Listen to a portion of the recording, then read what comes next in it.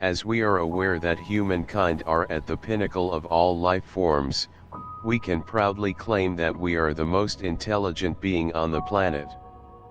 Well, not so fast. Let's have a closer look at ourselves. From birth to old age, we go over the following 4 stages of cognitive development. The speed may differ, but if you are normal, you go through the same stages.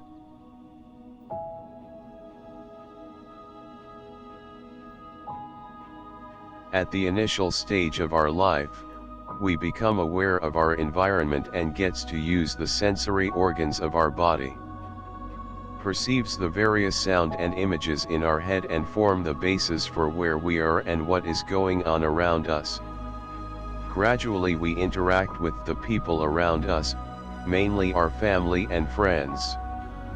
By intuition, we play, we talk, we laugh and we cry.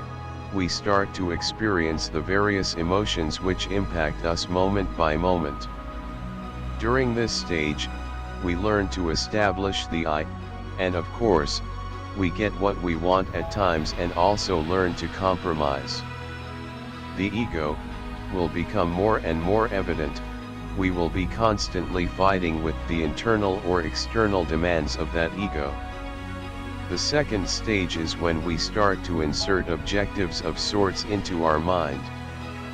By having an objective, we will contemplate how to reach that objective. At this stage, our worldview is limited to our day-to-day events.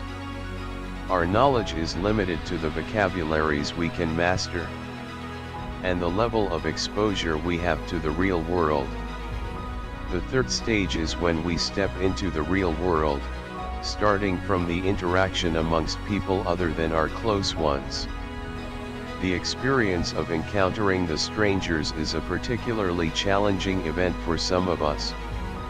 The fourth stage is we form our own worldview which based on our personal experience, and identify certain goal as our target to achieve.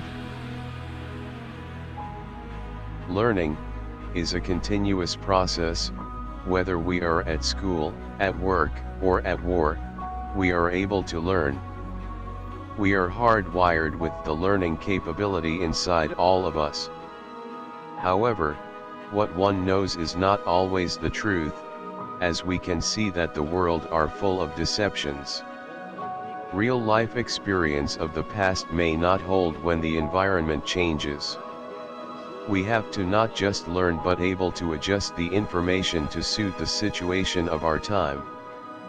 When we look at the better side of ourselves, we conceive a person that may not be very handsome but clever, probably not obscenely rich but neat and tidy.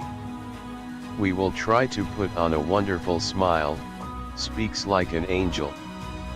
Our words may sound like poems, the emotion, the empathy, those eloquent words will automatically attract everyone and remove any barrier to cooperate.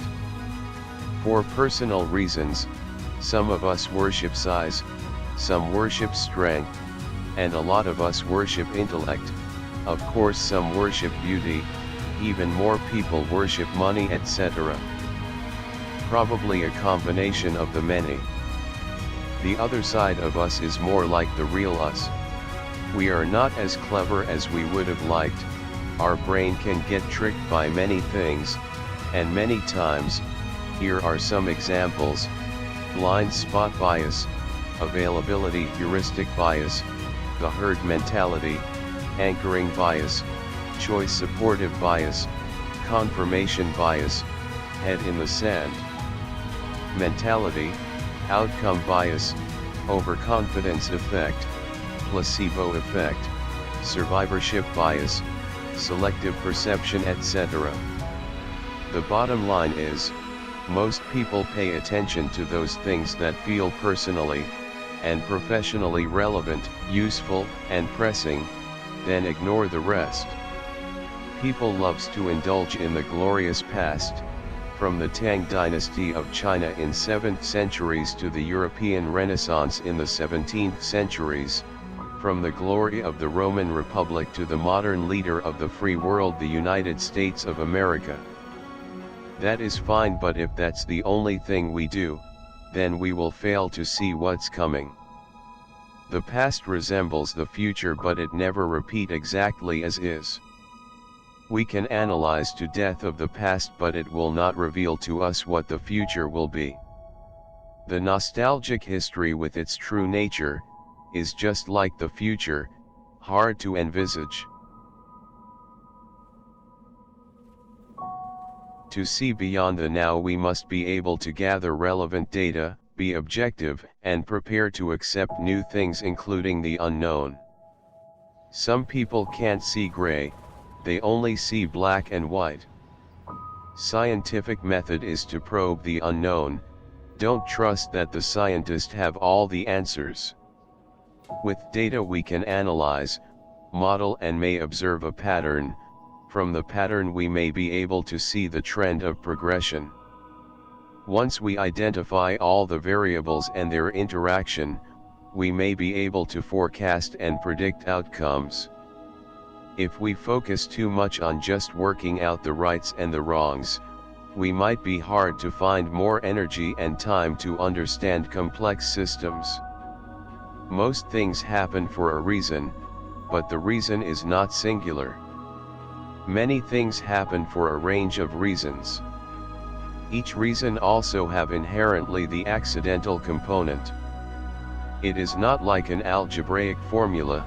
You put in the x and you will always get y. Part of growing up is we can increase beyond the capacity of our brain power to just identify good or bad, right or wrong.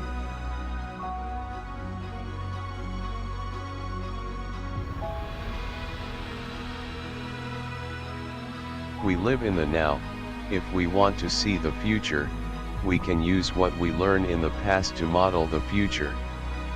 A lot of historic facts are muddy, even inaccurate. In order to understand the real past, we need facts, a lot of detailed facts. The more information we have, the better we can analyze the scenarios of the past and hence have a clearer picture of what happened. Learning basically encompass, distill facts from evidence, understand the cause and effect. Do not discount trivial things. Do not judge before gathering all the relevant information first. We want the truth so we can formulate our model accurately, which will provide us the ability to predict the correct outcome. Nowadays, if one have a target, one can learn almost any subject, even for free. We have many venues to learn. Online universities, special boot camp courses, free tutoring classes, exchange students, etc. Sometimes, the hardest thing is to know what you really want to do. Motivation is one of the toughest thing to have, especially if you are a protected species in a wealthy family. The pace of life now is much faster than say 20 years ago. A bit of adjusting is required to actually get any real progress. Timing your knowledge level with the opportunity may present to you is one of the most difficult thing to do. One needs to be awake and alert. Avoid being distracted constantly. Patience is a rare virtue which will get you there. If going gets rough, don't give up, cause life is not meant to be easy. If your heart wants it enough, you will find a way. That's what the brain is for. Find your target, learn the relevant subjects and identify your path to get to your goal. Your future is partly in your hands. With the opportunity present to you again and again, you got to catch it once or twice right. Do yourself justice, and give yourself a go. The past is the key to understand the future. Together with the now and your model, you can see the future, but if you only live in the past, you have not lived. No matter how pretty it was. From school we learned counting numbers. We also learned the relationship between sets of numbers. What school didn't teach us is what happened when 1 plus 1 not equal to 2 but equal to 3. If we pay attention, we will notice that we didn't become the chosen one for no reason. Human being is exceptional, and once we dominated the planet, other life forms seem to pale in comparison. Or maybe this is just what we think, maybe we are just going to be here for a while, and then we will self-destruct. I don't believe so. As we might have remember in biology class, all animal life forms are cell-based. If cells acting together can create a being like us, then if we work together with other fellow human beings, we might be able to create another higher form of beings, for lack of a better word for it. Don't believe individual cells really care what we do every day, and likewise, what we do may not matter to this higher level being. From another point of view, we, together, build cities, nations, civilizations. They are a form of beings too, right? If we look back, the development cycle of a civilization is very much like an organism, going through BGMD cycle as some animal does: birth, grow, mature, and decay. Look back in time, we started as small groups, we grow and we put the strong amongst us as the leader, we trusted that he or she will lead us out of the quagmire. Didn't take long, we realized the strong one is great for leading a fight but not that smart to deal with many other areas. We gradually start to trust the elderly. That probably was the commencement of humanity choosing a few old men as leaders. As more and more people gathered, some sort of political system emerged. If you are under one system and it is working for you, you consider that the perfect system, until you change your position and will start to appreciate a better system does exist. But that takes time. The cycle may be too short for some to appreciate the need of a new system or even admit the old system suck. As we all know, change is inevitable, can be due to climate, geographical or population-related factors. Unless we deal with it wisely, dramatic shift will thrust up on us regardless of our plight. Since people didn't know what's wrong, they tend to be slow in decision and action. Not everyone were blind to the environment, but the wise ones were not in charge. The masses are at the mercy of the rulers of the time.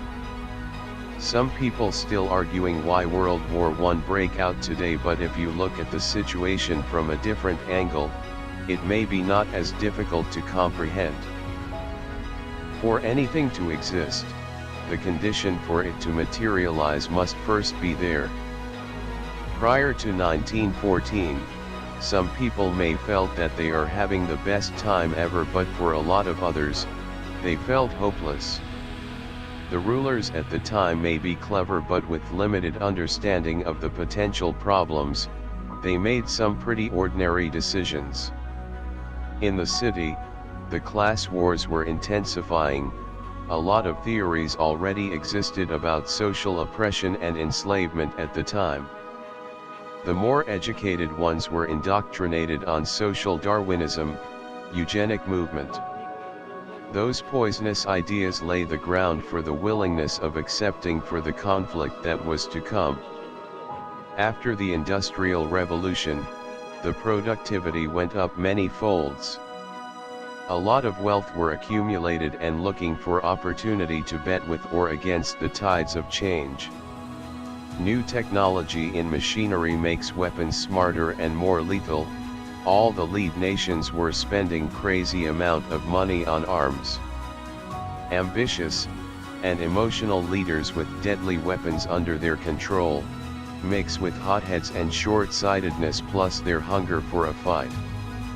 Well, the stage is set for some major confrontation. Any major trigger can start the mayhem. War is considered by some an inevitable fixture of man, but I don't agree. there are choices. If we put the hawks in charge, there will be war for sure. If we all felt we are invincible, war becomes a natural choice. In such an environment, logic is no match for the combination of excitement, blindness, and greed. War may be cruel for losers, but no glory for winners either. It will always be just another tragedy for the world. Since we now have that collective wisdom to draw on, we can avoid one or a few old man rules the world predicament. Hope that one day, man will let logic rule the world, not emotion and prejudice. Until then.